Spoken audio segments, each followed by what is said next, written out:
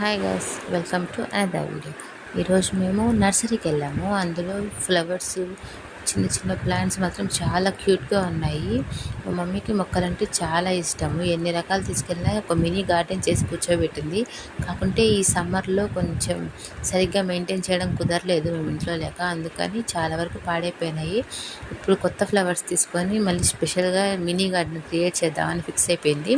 Present అయితే ఒక four plants తీసుకున్నాము.